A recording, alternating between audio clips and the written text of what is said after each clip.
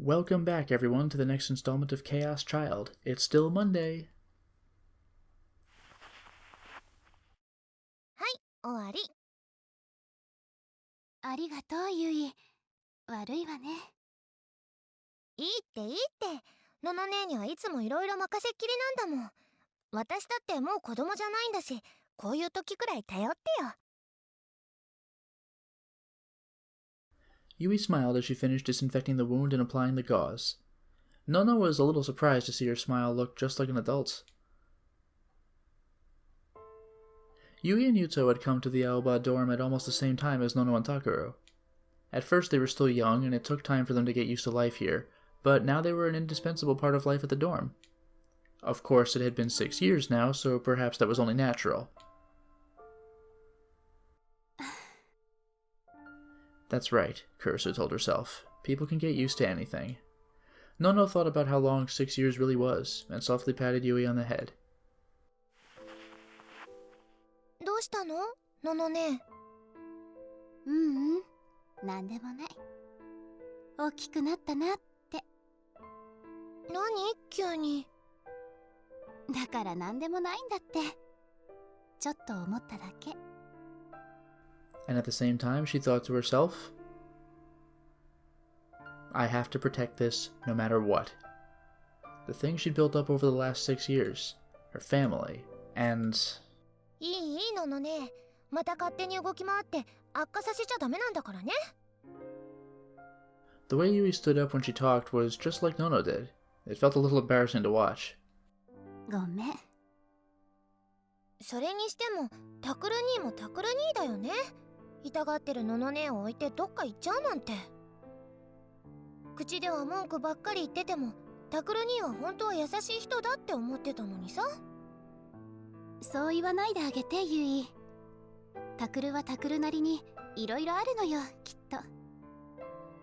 いろいろって？それは。Kurusu knew that Takuro didn't want to hurt her. Takuro was just struggling as hard as he could, against the circumstances he found himself in, against the world. But... わからないけど、いろいろよ。いろいろ。変なの？ He still didn't realize that sometimes the only thing that brought was sadness. They'd kept Takuro's past a secret for his own sake. There was nothing to be gained from digging out the truths of the past. Takuro knew that. So why...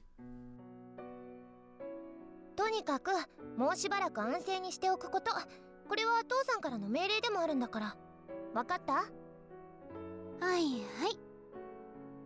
返事は1回。はい、わかりました。よろしい。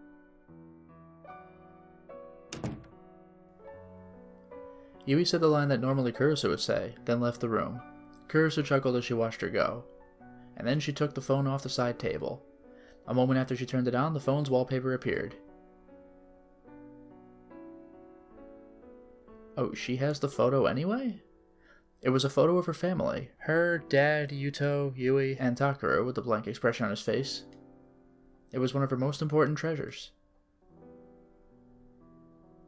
She stared at it for a long time, and then after a moment's hesitation, opened the photo gallery on the phone. There was Takuro mixed in along with many of her other memories.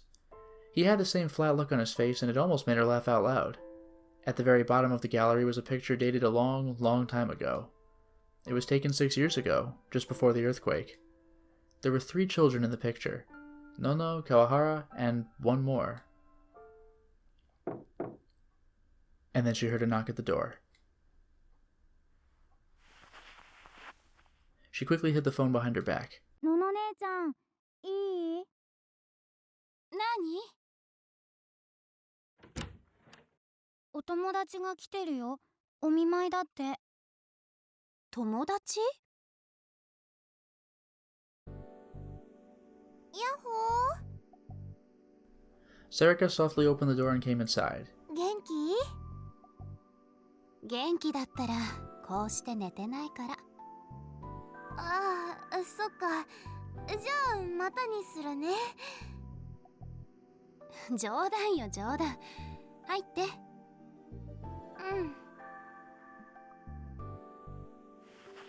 Sarika came inside, moving a little more carefully and softly than she usually did. She sat down next to the bed. お茶とか持ってきた方がいい？ああ、いいよ。お構いなく。ありがとう、ゆうと。うん、じゃあ。へへへ。Sarika smiled as she watched the door close. 何？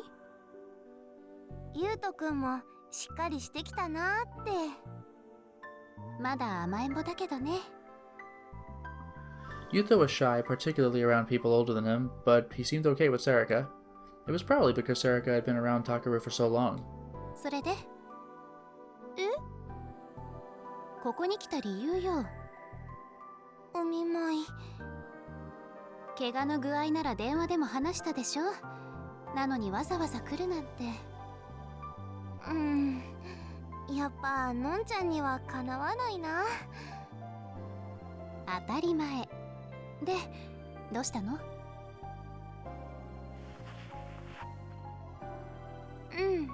ちょっとね。のんちゃんの様子がおかしいなって思って。私が？電話の声がね、元気がないなって。何言ってるの？怪我してるんだから元気がないのは当たり前でしょ？それはそうなんだけど、なんて言ったらいいかな。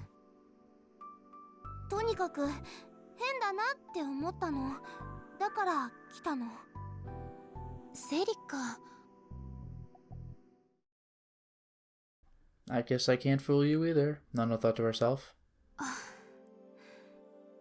のんちゃん？どうしたの？具合悪い？そうじゃない。そうじゃないの。ただ。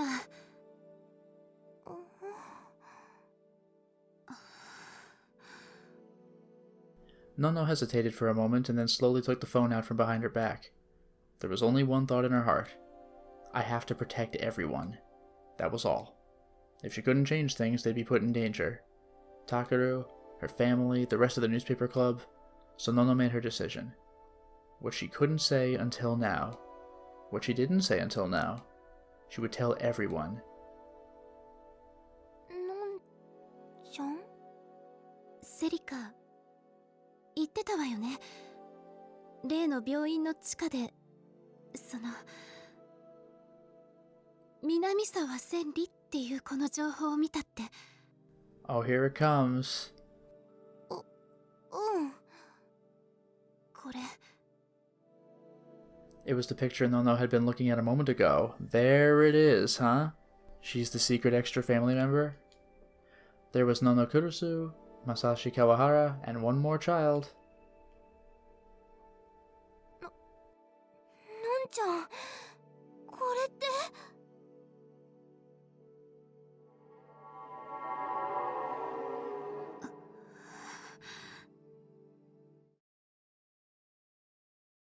それではここでもう一度こちらの歴史シールがどういうものかを見てみましょう。まずこの歴史シールというものが最初に街中に貼られ始めたのは2007年頃だそうですが、果たして誰が何のために貼り始めたものなのか詳しいことは分かっていません。ただのいたずらだとも、あるいは宗教的呪術的な意味があるとも言われていますが、それも単なる噂の域を出ません。ただこの歴史シールが最近になって大量に貼られ始めたのには何らかのメッセージが込められているのではないかとインターネットなどでは話題になっているということですが、ここで若者のサブカルチャーなどに詳しいゲストの方を。ここも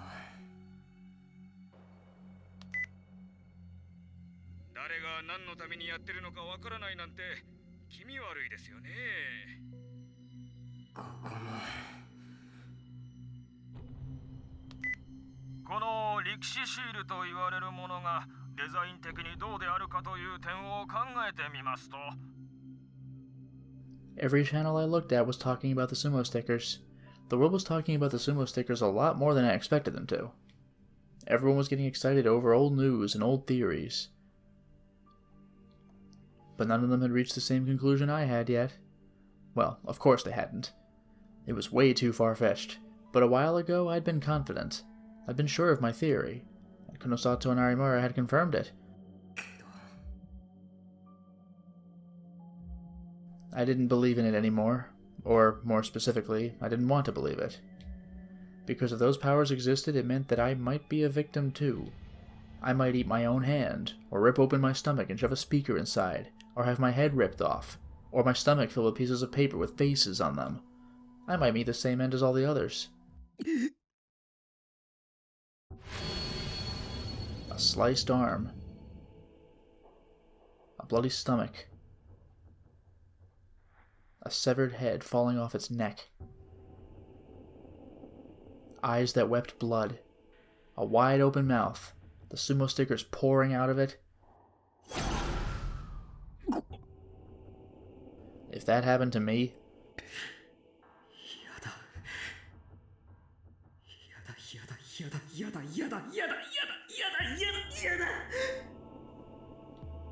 No way. I don't want that. No. ではもう一度実物をご覧いただきましょう。これが歴史シールと言われるものですが、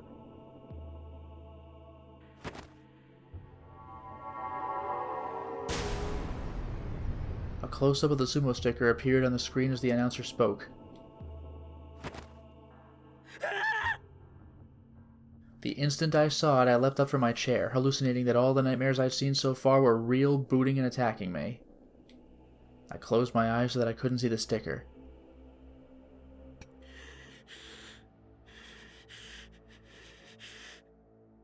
一説によりますと、これはデザイン学校の学生が自己表現のために貼り始めたという話もありますが、どんな理由であれ迷惑行為であることに変わりはありません。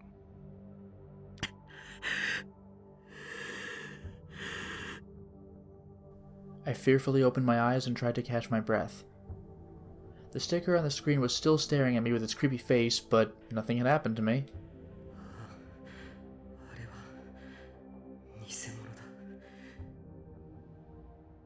I'd seen the 11th Rorschach image in the basement of that hospital. That was the real sumo sticker. And it had a terrifying effect on me. Yeah, it did. But many of the stickers that were showing up around the town were fakes, put up by people hoping to be a part of the latest fad. They had no effect at all on me.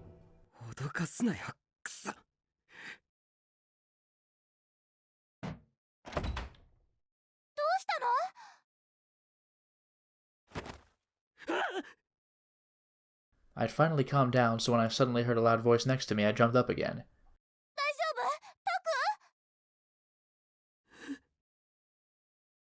I recognized the voice, but still, I fearfully turned around.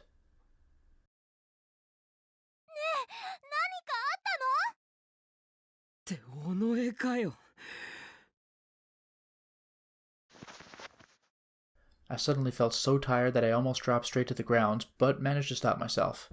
いきなり何なんだよお前は。それは私が言いたいよ。タクってば外に聞こえるくらい大きな声出して、近所のみんなびっくりしてるよ。今のはその発声練習だ。What a save. 本当に？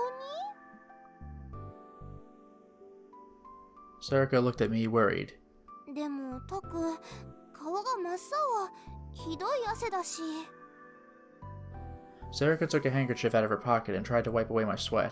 いいよ、自分でやるから。I grabbed the handkerchief from her and scrubbed the sweat off my forehead. これ、明日洗って返すから。気にしなくて OK だよ。タクの汗だったら汚いとか思わないし。少しは気にしろよ。で、こんな時間に何の用だ？ You should.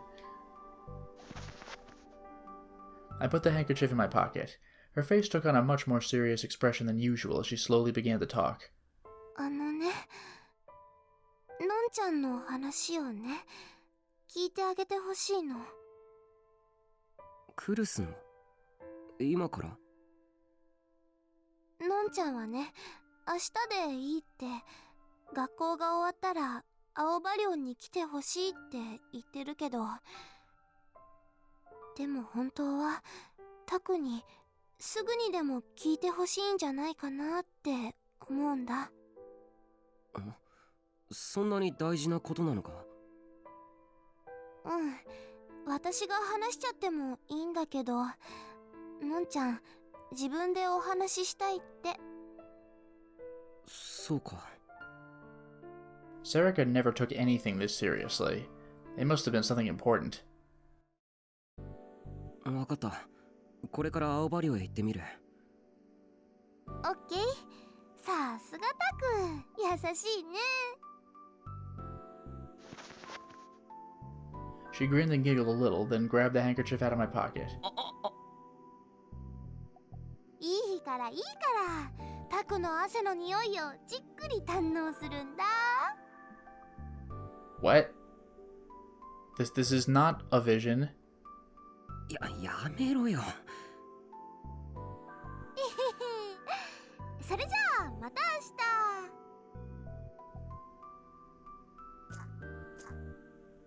She squeezed her Garo Froggy strap to say goodbye, then spun around and left the RV. たく。I watched her go until she was out of the park. クルスの大切な話。As soon as she was gone, I tried to think. What could she want? Did it have something to do with what happened? The idea scared me a little, so I got ready as soon as I could and left the RV.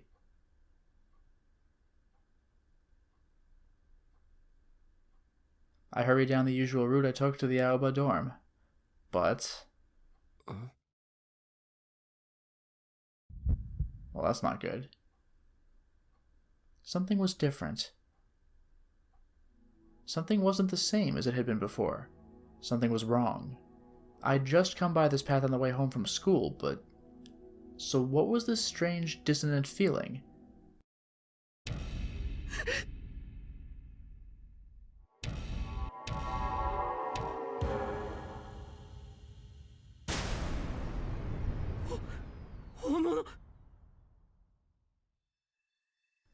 The walls, the fence, the streetlights, stickers were staring at me from all directions. And all of them were real, not one of them was fake. It was that eerie 11th Rorschach image.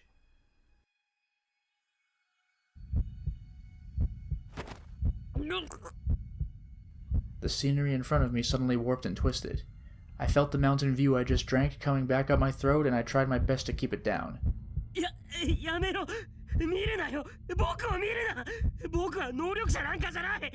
お前たちに狙われることなんてないんだ。No, even if Arimura and Kunosato were right, and I did have some kind of power, it was only a tiny little power, which I couldn't master and wasn't even good for anything. だから僕なんか狙っても意味ないんだよ。やめてくれよ。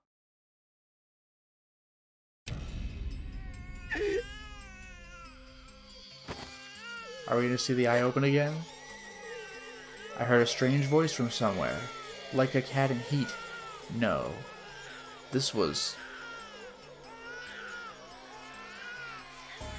It was the sound of a baby crying? But I doubted there were any babies in this park, so what was that voice? Are they all gonna open their eyes? That'd be nuts. Oh, here it comes. And then... all the stickers... Oh man, all the stickers that were staring at me. Do it. Smiled. Oof. Oof. That's scary. Show it. And then slowly... slowly... their eyes... oh, there it is.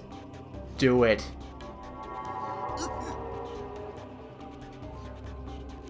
Ugh. Opened.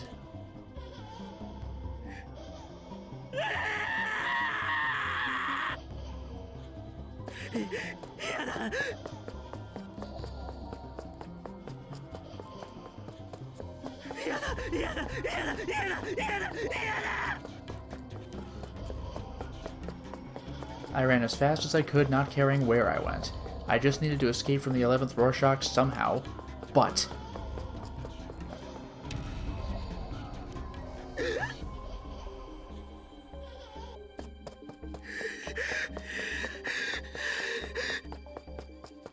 no matter where I went...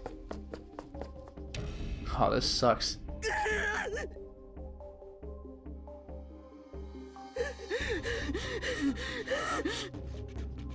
No matter where I went.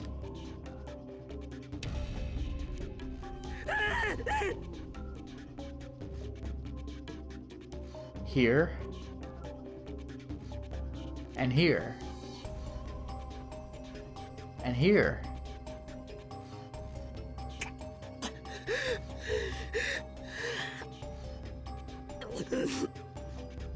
There were so many of them. Were there really this many sumo stickers in Shibuya? How did I never notice?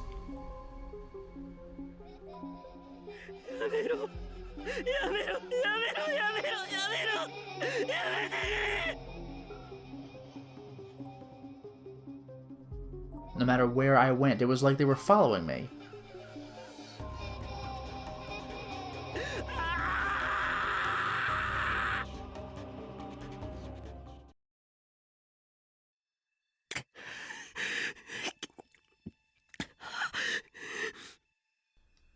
I had no idea how long I'd been running from the phantoms of the sumo stickers, but no matter where I ran, the whole city of Shibuya was covered in sumo stickers, and each time I saw one I felt sick, dizzy, as if I was going to throw up.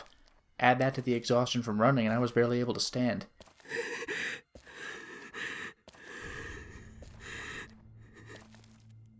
Just when I'd reached the conclusion that there was nowhere left in Shibuya for me to rest anymore,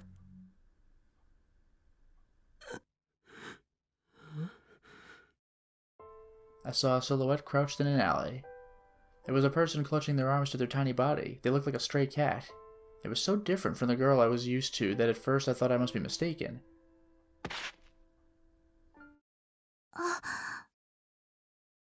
But when she looked up, I saw that it was she, but no one talks like that.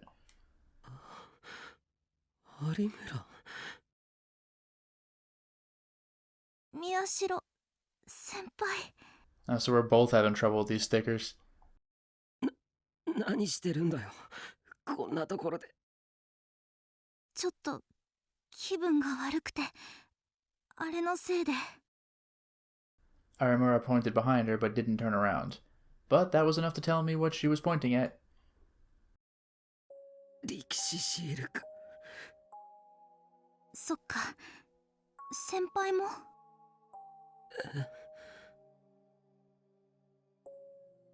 先輩もひどい顔してる。ダメなんでしょ、あれ。違う、僕は。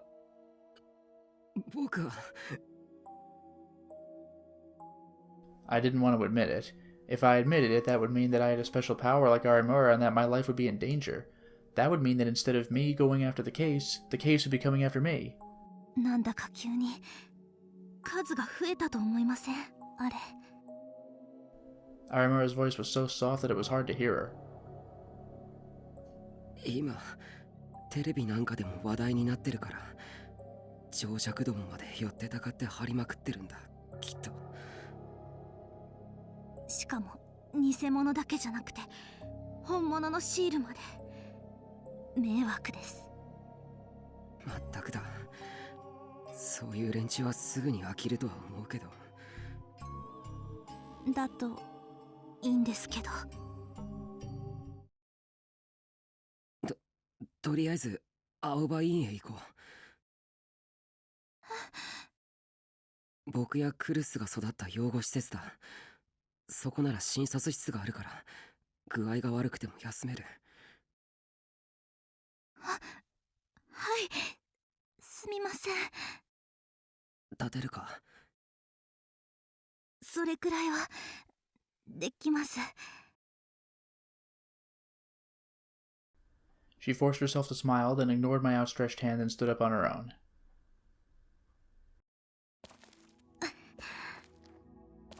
Getting to Aoba dorm was a miserable experience. I could feel the influence of the sumo stickers increasing with every step I took.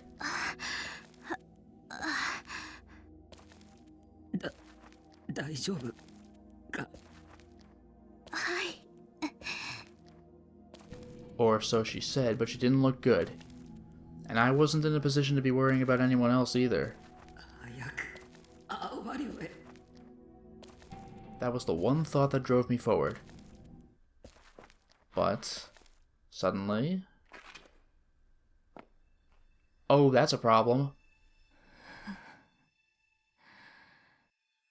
She appeared before us. A woman. It was a woman with a strange presence. If we'd been on one of Shibuya's typically crowded streets, I doubt I ever would have noticed her. But on this empty street, she was impossible to miss. Her long hair covered most of her face, and with the streetlight to her back, I couldn't read her expression at all.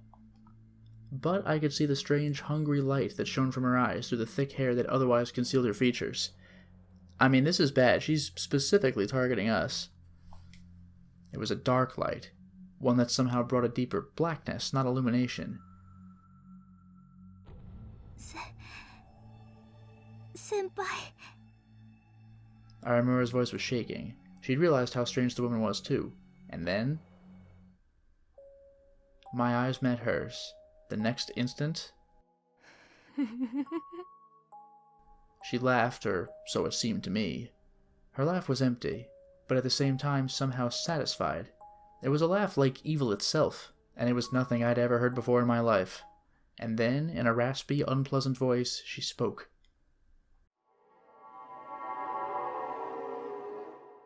見つけた。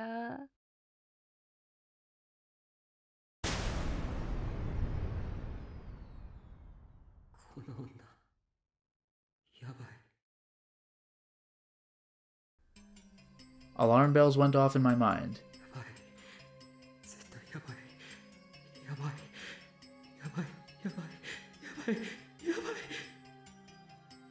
My knees started to buckle. My instincts told me that she was dangerous. Arimura was staring at the woman, not moving a muscle. No, she probably couldn't have moved, even if she had wanted to. It was like we were paralyzed. 先輩。あの人。 Arimura barely got out the words. 多分。能力者です。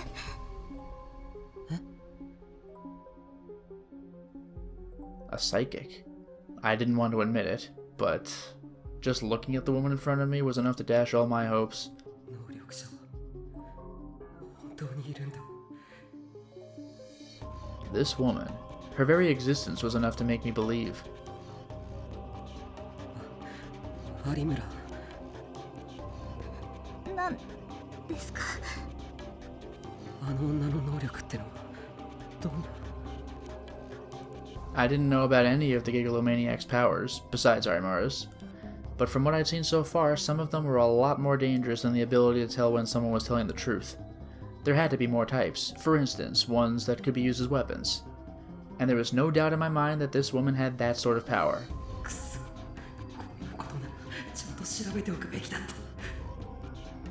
Time for my luck power to activate? We keep saying telekinesis, but I still doubt it. It didn't matter whether I believed or not. How could I not have the information I needed at a time like this? 有村。そんなの私にもわかりません。テレパシーなのか、プレコグニションなのか、クレアボヤンスなのか。ただ。 Arimura's eyes were fixed on a single point. She probably couldn't look away. あの人の能力はもっと危険な、人に害を与える力だと。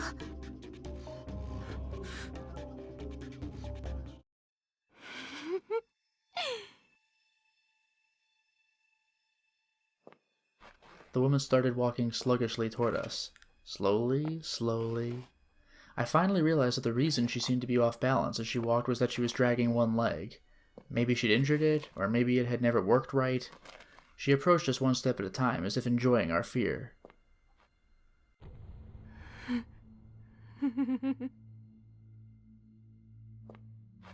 She took another step. A horrible smile was frozen on her face. Her eyes were looking straight at us, as if she didn't want to let her prey escape.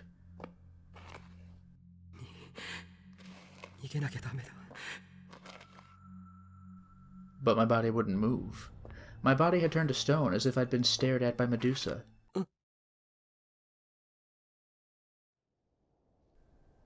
And then suddenly the wind blew. The woman's long hair flew up, and I could see just a little of her face. Arimura gasped. The woman had been terribly burnt. Her face was covered in horrible burn scars. The smile disappeared from her face. Instead, it was replaced by rage. There was nothing there but burning rage and the color of anger. She slowly brought her hands up, and then pushed them out toward us.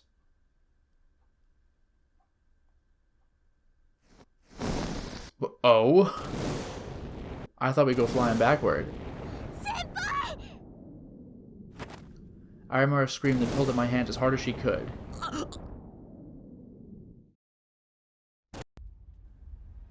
Well then, a pillar of flame sprung up right where I was standing. There was a blast of heat and the awful stink of burning asphalt. A burning pain ran down through my cheek as the heat struck it.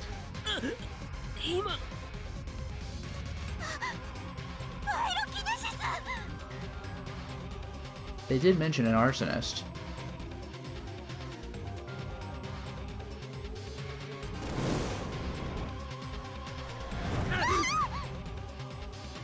She waved her arm, and the next moment, the space in front of me was a sea of crimson flames. Arimura and I tried our best to get away from the fire. I knew that meant the ability to create fire. If I remembered right, it was a word created by a famous novelist. All over the world there were historical records of unexplained fires breaking out for no clear reason. Spontaneous human combustion, where a human body would suddenly burst into flame, was one form those incidents took. Of course, spontaneous human combustion was considered pseudoscience, as most scientists believed those incidents were actually caused by static electricity or EM waves. And now, real pyrokinesis was happening right in front of me. Senpai! Nani poketto shiteru desu ka? The next thing I knew, the woman was stretching her hands out towards me.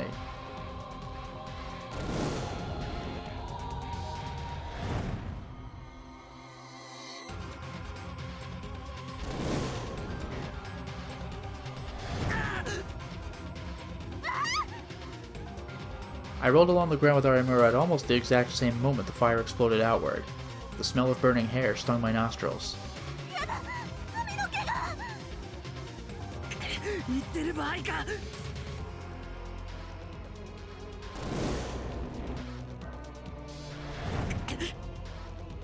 We kept moving away, only barely dodging the burning flames.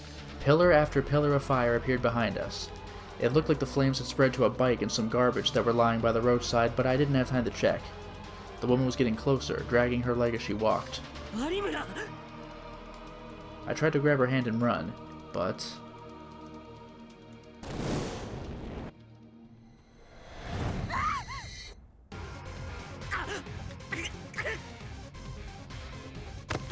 a fire appeared right in front of us, and as we tried to dodge it, we both lost our balance and fell to the ground.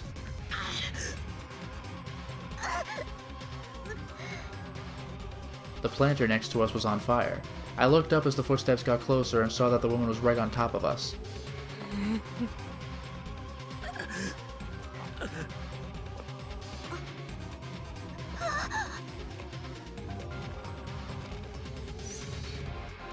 She's going to kill us.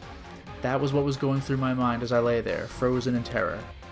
This wasn't an anime or a movie, this was reality. The pain from where I'd hit my leg when I fell, the pain from the burns, all these flames, the smell of melted asphalt, it was all real. Kunosato had said that the Gigalomaniac's power came from delusions. And not just any delusions. These delusions affected the brains of others, and through being shared, they became reality. 物理現象すらねじ曲げるんだよ。ギガロマニアックスの妄想と、それによって共通認識化された現実は、だからこそ、それはこの上なく危険なんだ。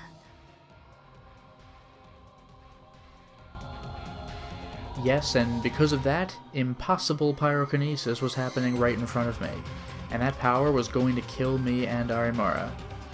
Delusional flames would become reality, and in that reality we were going to be burnt to death.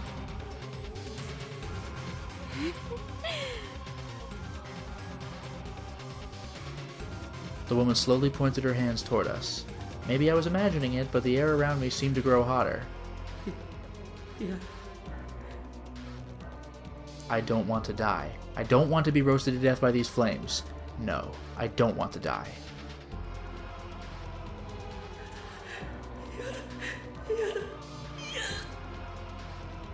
I still...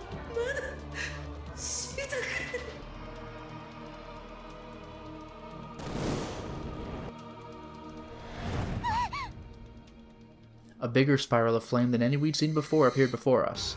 But at the same time...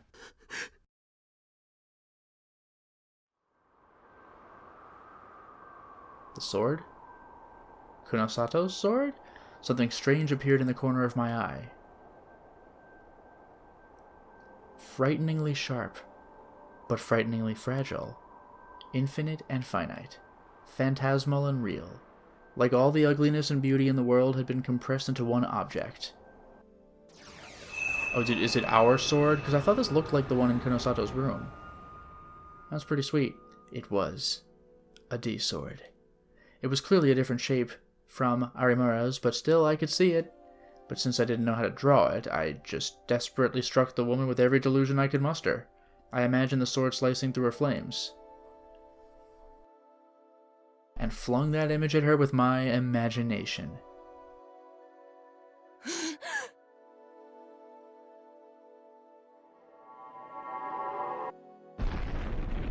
The burning fangs that threatened to engulf the two of us exploded.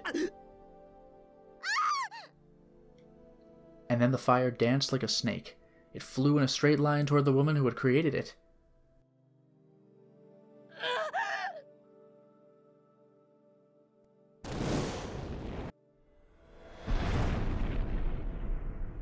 The fire turned into a spiral that leapt at her. She fell over in shock. So I guess the way this works is just whoever has the greater will?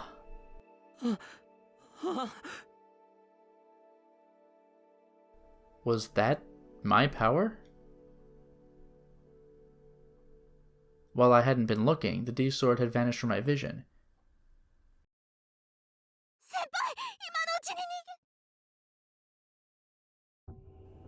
Arimura suddenly fell silent. I turned to see what she was looking at. As the air rippled from the smoke and heat of the flames, the woman slowly stood up. All the more reason to leave. I gasped at the color of her eyes. The fire that had been there a moment ago was gone. The light that burned with hatred was gone. There was only ice. Her eyes were ice, frozen, emotionless, and piercing. Arimura and I couldn't move. Slowly, slowly, with an unsteady rhythm, the woman approached us. And then stopped a few steps away.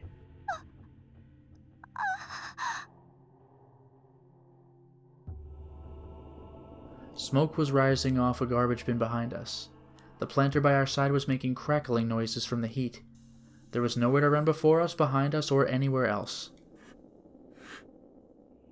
I couldn't even hear the bustle of the town, but the beating of my heart sounded even louder.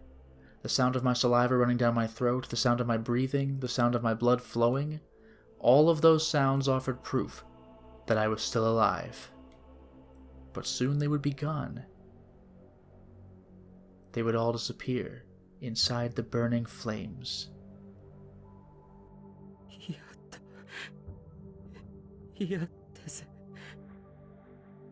My legs shook, my eyes blurred with tears.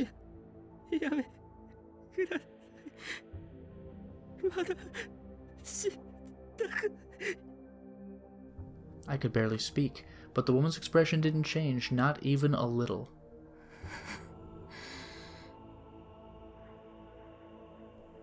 And, as she raised her hand toward me, I closed my eyes. I was going to...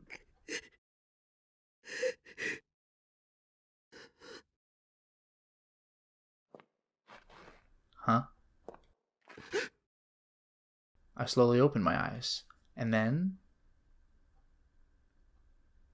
the woman was gone. Was I saved?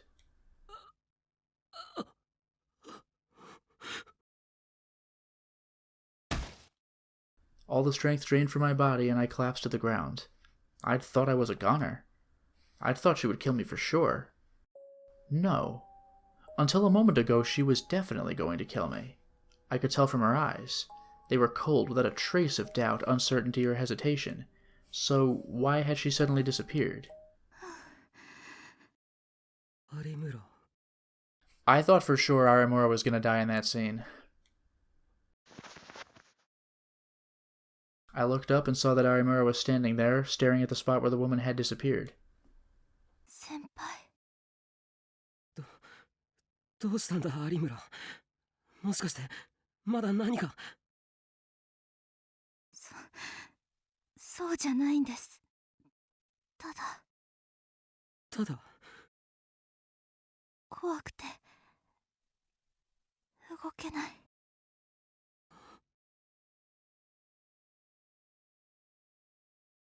ここですか？ Incredible, we actually made it there.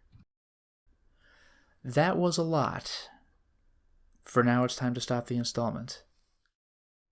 Well, we certainly made a lot of progress today, didn't we?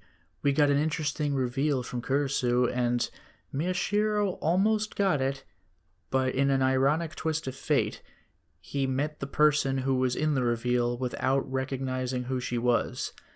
But now she knows where Miyashiro generally is. I hope that when we get to the clinic, things are going to be alright, because this is going to be some conversation. Until next time, everyone.